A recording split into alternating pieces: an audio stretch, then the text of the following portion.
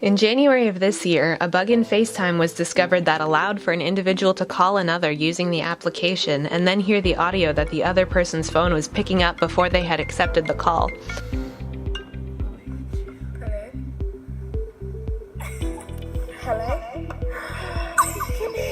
For a short time, if your phone was ringing with a FaceTime call, the person calling could be listening to you without you having any idea. It was then discovered that if the individual being called pressed the power button from the lock screen, their video would also be sent to the caller.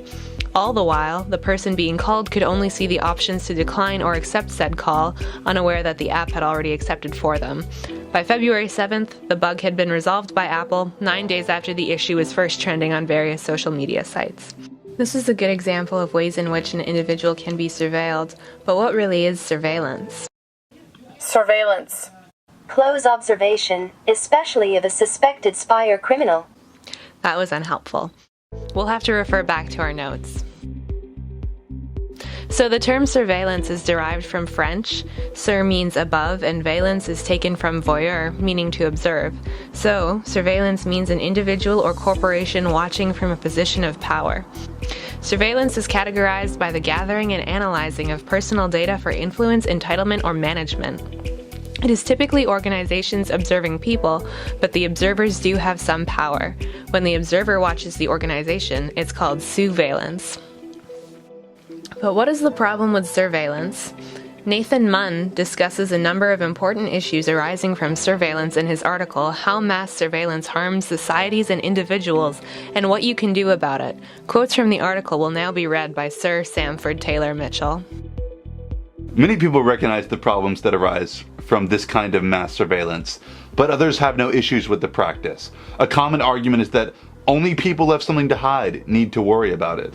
This is a dangerous position to take, as evidence shows that mass surveillance erodes intellectual freedoms and damages the social fabric of affected societies. It also opens the door to flawed and illegal profiling of individuals. Evidence shows that even the possibility of being under surveillance changes the way people think and act, causing them to avoid writing or talking about sensitive or controversial subjects. Discussions that are necessary for the functioning of a free society. Security and law enforcement agencies aggregate surveillance data to create profiles of people and then attempt to predicate their future behavior based on what they've done in the past. The problem with this practice is that it's easy to make up flawed presumptions and predictions. These type of presumptions have been shown to disproportionately target poor and minority communities. We are surveilled by the government, but we also offer up surveillance of ourselves by tagging personal networks on Instagram, Google accounts shared with other websites, agreeing to use information, various terms and conditions, autocomplete and autofill.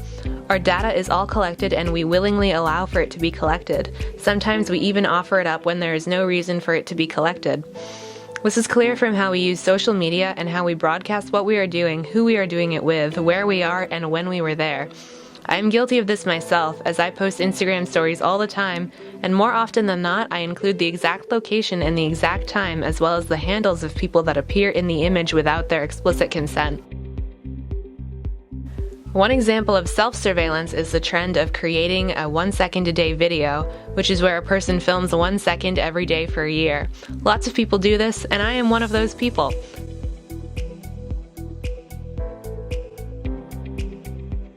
It is clear that surveillance can be used against us, and maybe we should be more aware of how we are giving our information out. But every day the private becomes more public because people enjoy sharing information about their lives.